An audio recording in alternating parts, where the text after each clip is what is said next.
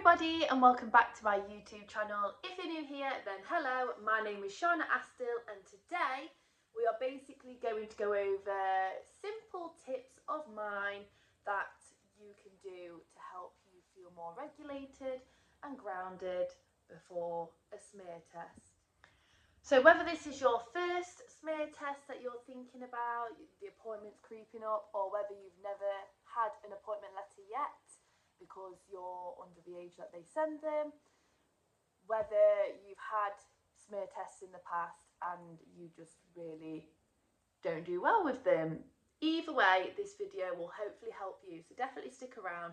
Feel free to leave your tips down below as well. What made me think about doing this video is a few months ago I had the letter to say that I had my third smear test. Now I did think it was a year early because I'm sure I had one 2 years ago when I first did my master's degree, and that was for 2 years. But I booked in the appointment. I also said somewhere on YouTube I'm going to do a video when I have my smear test of what I do to ground. But then yes, they let me know that they got it wrong and it's not until next year that I need a smear test. But I thought it was still very helpful and useful for all of you that's watching this video today that may be a little bit nervous about having a smear test, regardless of whether it's your first one, and just give you some helpful tips and tricks that I've learned, that I do. We're going to go through every single tip from clothing, from the waiting room as well. So I just want to say this is a non-judgmental channel, non-judgmental video, non-judgmental channel. Like, I have no judgmental bone in my body. I know everybody's different and there might be some tips that you do want to take, there might be some tips that you're like, no, and that's all okay.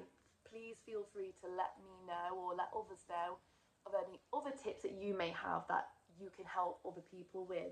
But the first sort of category I want us to focus on, and it'll be quite quick, is hygiene. So again, we're all different. Some people don't really mind, some people might consider what I do is over the top with hygiene, some people might consider what I do is the bare minimum. I don't know, we're all different.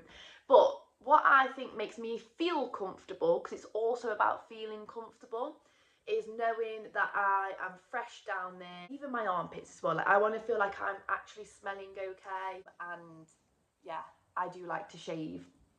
Everyone's different, including my legs as well. I mean, if I forget to do my legs, I think, well, they shouldn't really be focusing on that area anyway.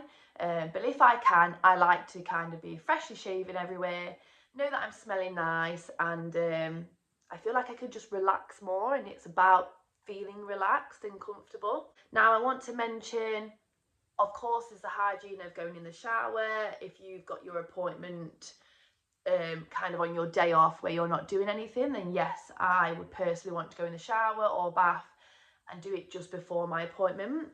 I have had it before where I've came straight from work, so I just got some of those Femfresh wipes and wiped myself. I felt like I had nice hygiene and also would have sprayed deodorant and stuff like that. So that's kind of touching upon the hygiene side. Again, just take everything with a pinch of salt, take what you want, leave what you don't want. On that side of things as well, because I'm quite prone to fainting, at least I used to be anyway, but I still have that worry when I'm at the doctor's. So plenty of hydration as well, hydrate from within. So lots of water, or anything as close to water as you can, just to stay nice and hydrated. When we're nervous, sometimes we ignore our body cues and we don't want to eat because we feel sick, but sometimes it might help, especially if you feel a little bit shaky.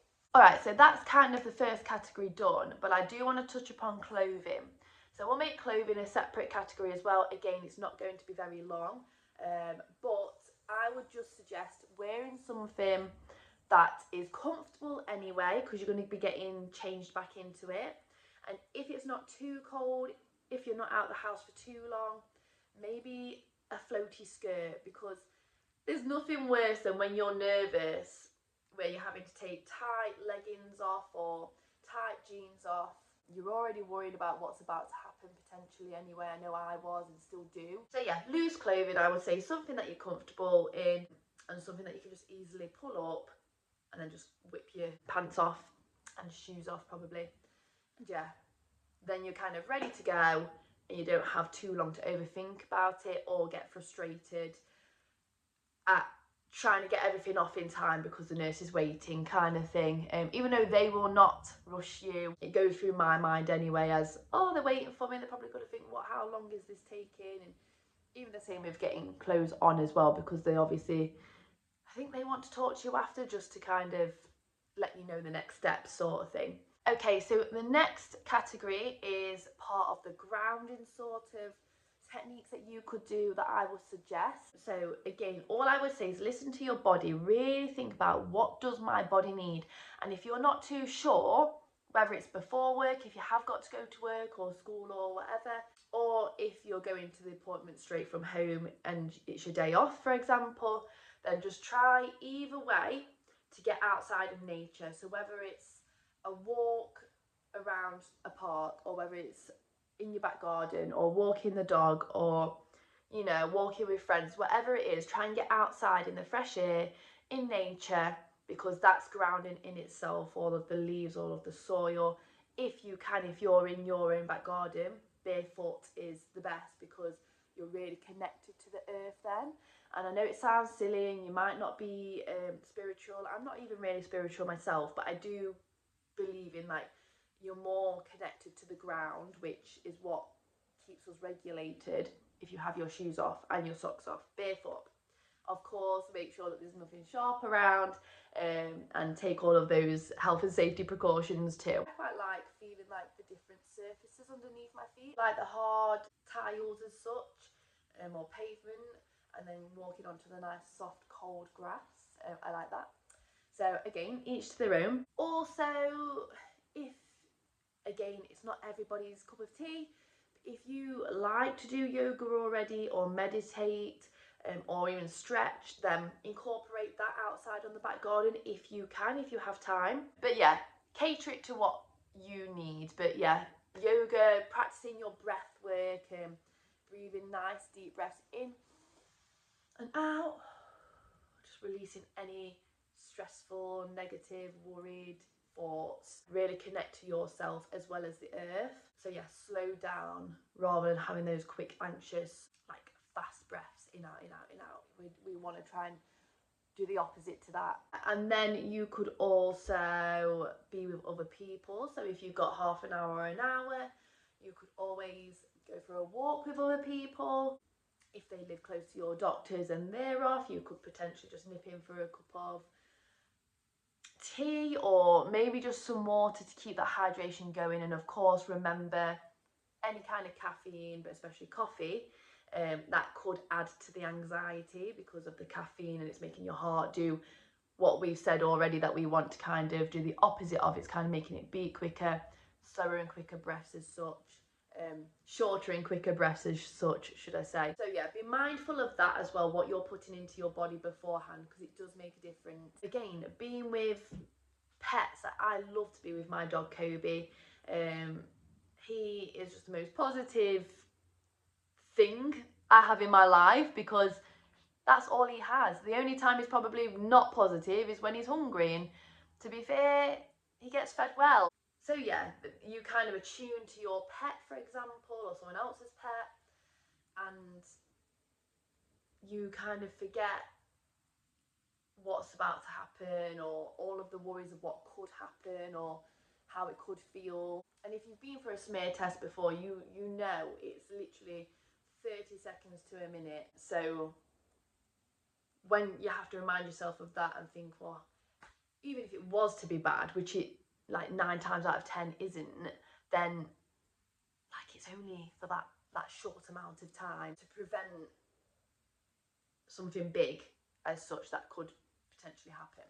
And if you're worried about finding out something that you don't want to find out, well, that's the reason that they have the smear tests quite regularly, because they want to make sure that they catch things early.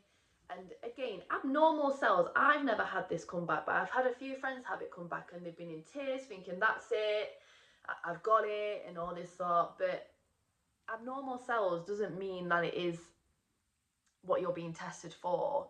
It just means that they need to keep a close eye on things, close monitor on things, because again, when you catch things early anyway, and this wouldn't even be necessarily catching something early, it's just making sure that your body is producing the right cells, and if it was to be some sort of cell that gives a red flag, like they can just get it early.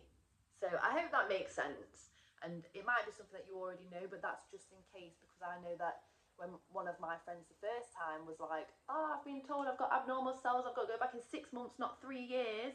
It's kind of like, yeah, it does worry you for them. But then, of course, I've heard so many of my friends be told the same sort of thing as, oh, it's just because we want to monitor it. And of course, if it was really serious, it probably would be even less than 6 months they want to see you. And even if that was the case, just know at least they're doing the jobs, they've caught it early, and you will be fine. Just try not to let the anxiety get to you there, and it's easier said than done, I know. So yeah, with that being said, focus on the bigger picture. So it's literally 30 seconds to a minute every 3 years, unless asked differently. But again, don't worry if you're asked to have it differently. Like, I knew that I was going to get asked to do it early this year because I just knew that it hadn't been 3 years, and I was just kind of like, okay, like at least they're asking me to come in and they're not forgetting about me. Do you know what I mean? And yes, it was a mistake on their behalf and I didn't have to go in, but you've just kind of got to go with it and just look at the bigger picture. Whatever happens, you'll get through it and they'll catch it early anyway, as long as you don't keep putting it off. Okay, that's my biggest piece of advice. Just don't put it off. It's scary, but yeah, as long as you can make yourself comfortable, get through that minute or 30 seconds, then you've done the worst part, and you get a letter and just take it again step by step, whatever that letter says. Ask questions if you need to. Okay, so they was more grounding for if you do have time before your appointment. Now, if you don't have time before your appointment, I understand you can feel pretty dysregulated from the travel anyway. I quite find driving grounding and regulating, to be fair. I don't mind it when I'm on my own. I put the music on that I kind of find calms me. Everyone's different with this. I play around with different music. Drum beats are a good one if you really can't find any songs that do make you feel quite relaxed. All I would say is, like, if you're driving, I would try and park at the back of the car park, so you've got longer to walk towards the doctors, because then you are getting a bit of a walk in, and even if it's not even that much of a big walk, walking does regulate you. And I know you can't take your shoes off and stuff, but it will still be likely to regulate you, because you don't want to be getting nervous before you get into the waiting room, because the waiting room can be quite nervy, even if you've got a bit of time to wait. You could always play your music in the waiting room, as long as you can hear and be mindful of when you're being called as well, if that helps. But yeah, I would suggest parking not the closest to the doctors, because ideally you want a longer walk. Not to get tired, not to be able to overthink, but just to be grounding, rather than just being on the spot in the car, pretty much straight into the waiting room, you know? Another thing, if you are kind of driving or walking straight to your appointment from work or anything, then again, we do something in Dance Movement Psychotherapy, which is what I'm trained to do, whereas we focus on different rhythms. So I'm not going to go through all of the rhythms with you, because some of them it doesn't matter. But the biggest rhythms that help to regulate, and again, it doesn't work for everyone, but for most of my clients, for myself, for a lot of people that I have witnessed, it does help them all. So you've got your sucking rhythm. So let's say you're sucking a lollipop, so you could take a lollipop into the waiting room with you and be sucking it. You've also got the like snapping biting rhythm, so chewing gum, that can help. And you could You could do it whilst you're having your smear test, I guess, but just be mindful of not swallowing it, especially if you are panicking. You don't want to be worrying about the chewing gum potentially also adding a little bit of stress to it. But even if it's just in the waiting room and then you take it out, yeah, so something that you're chewing, something that you're sucking basically. Again, you could suck a sweet and then chew it, and when you're like eating it as such. So that's a combination of both, which might be quite useful, because then you've not got to worry about having it in your mouth or taking it out of your mouth as you're going into the doctor's room. You could also have something in your hands to fiddle with, whether it's the popper things, whether it's just, I don't know, something that like twists and whatnot. You could have it in your pocket so you don't even really like show it to anyone, or yeah, just have it. If you have a stress ball, again, that's like the snapping biting rhythm.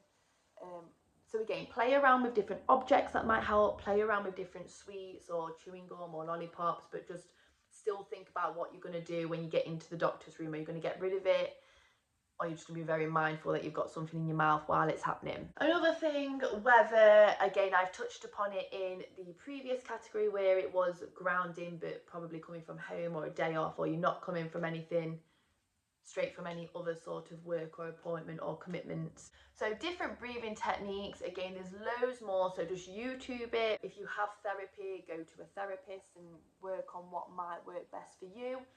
But breathing techniques, simple ones, you've got your breathe in through your nose and out through your mouth, just deep breath in and out. So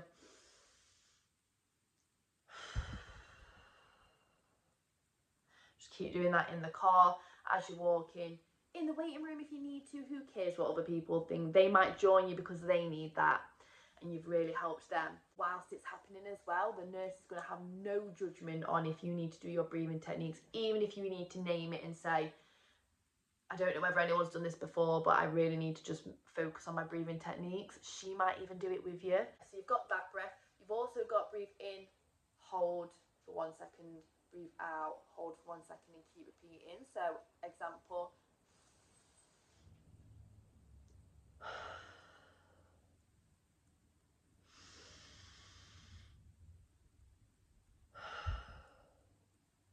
You've also got a deep breath in and just like some sort of noise out. Again, you might not want to do this in the waiting room, but especially like in the car, or if you have 5 minutes outside before you go in and you can find like a quiet space, but you could literally go or anything really, like whatever you feel like you need to do. Put yourself first. Don't worry about any outside noise or any judgment. Believe in yourself. You're doing this for you and your body. Another breathing that you could do, especially if you're looking at a phone or a piece of paper, the rectangle or square breathing. So it's just in for 4, out for 4, in for 4, out for 4. So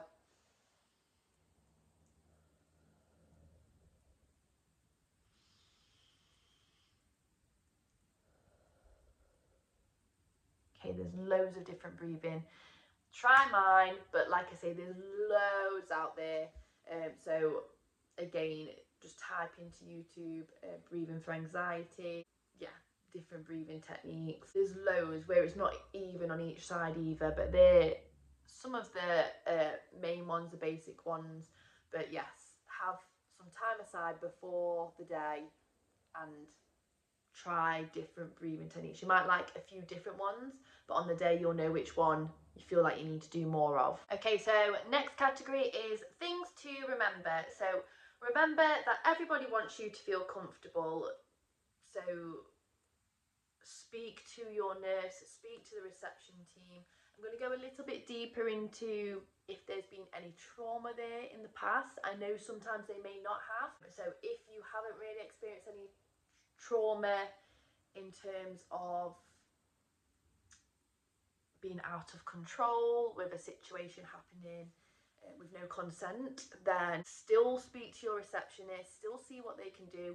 Still, when you walk into your appointment with the nurse, even if you've spoken with the receptionist team, still let them know that you're nervous and how you're feeling, if you feel faint or if you just feel really worried. And then the nurse will be able to make you feel comfortable and speak to you. If you feel like you need them to talk about every step that they're going to do and why they're going to do it before you even get undressed, then let them know and they will do that. That happened to me on my first one and it really helped.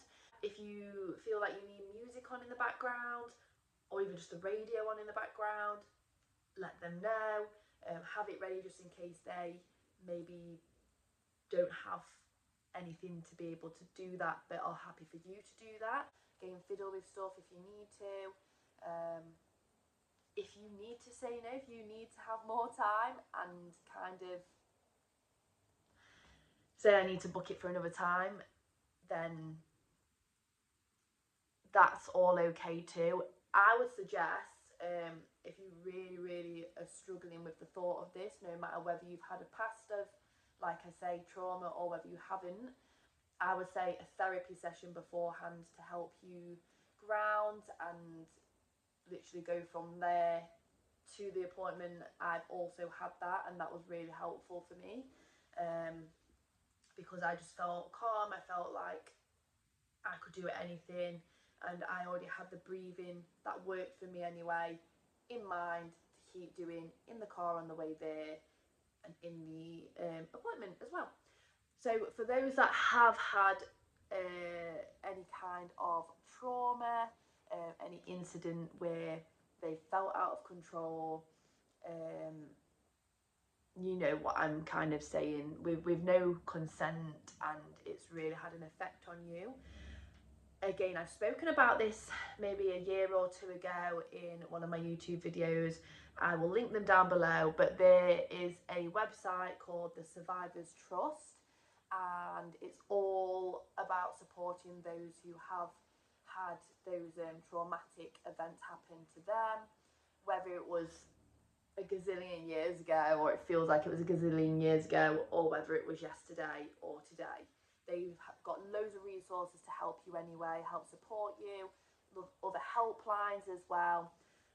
But one thing that I find really good with this, with the Survivors Trust, is that they have something. If you look on their website, I'll link it down below, but it's called Check With Me First. It's like hashtag Check With Me First. Again, I mentioned it on another video, but it's all about when you're going for your smear test and you've had traumatic history. So it gives you advice there. Some of them I think will be the same as mine. I have just had a quick look over because I've not looked at it for a very long time. I looked at it more when I was going for my first smear and even my second smear. So yeah, I thought I'd have a quick look to make sure it's still a thing, and it is, which is great. So they did say like the music and everything like that, but they also said you could book a double appointment, because if you know that you're going to need longer, whether that is for breathing, whether that is for them to literally show you everything, if that's going to help you. It might not help you. It wouldn't help me. I needed to hear what she was going to do but not see with things. But again, some people might prefer that. So you can have a double appointment. Just remember, you can say no, but all I would say there is, it is honestly a lot worse to think about than to actually go through. I think it's only in specific areas, but you can book in through these, I think, where they're very mindful and consistently asking you if this is okay to do, will this be okay to do, will this be okay to do. It just makes you feel a little bit more in control, and I love that about this.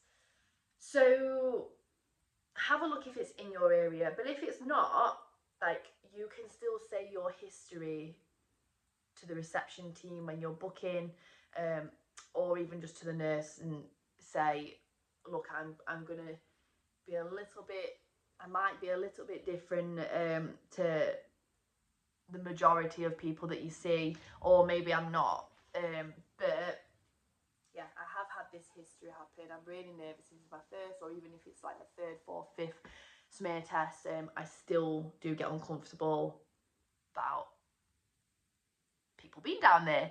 And there's another one for pregnancy as well, which I saw today when I had a look. I didn't click onto it, but there is a category for pregnancy, after that, because of course when you're pregnant you have to have people in your personal areas.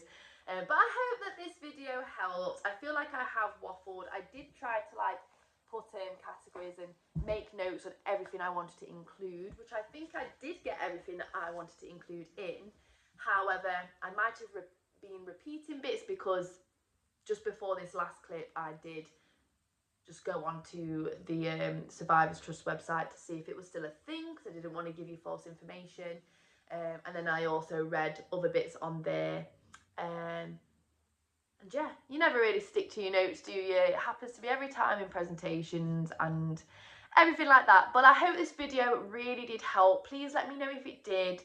Please let anybody that's watching know if you've had a smear test before and how it went, and if you were nervous before. Please let us know if you have any other tips that I've missed. Please check out the Survivors Trust website, especially if you are a survivor.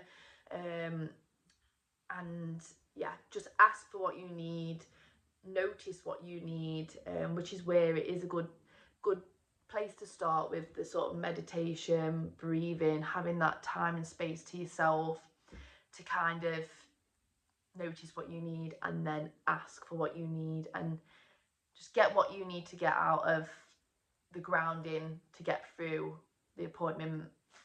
Okay, but I'm gonna love you and leave you there. I do actually feel like it's a really long video. I hope the sound quality wasn't too bad. I'm gonna try and find my mic, and the next video will probably be a bit more of a doing things kind of video in terms of being out of the house, or if it's not, maybe I'll do a makeup tutorial because I've got a gymnastics gig tomorrow. But we shall see. Let me know what other videos you want to see. If you haven't already, please do subscribe and like the video if you did like it. And yeah, I will see you next week for a brand new video. Bye!